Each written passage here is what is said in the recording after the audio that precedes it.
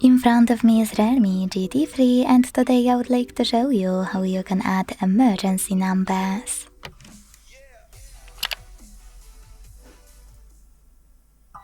Begin by opening Settings and scrolling down to hit Safety and Emergency. Then tap on Emergency Contacts.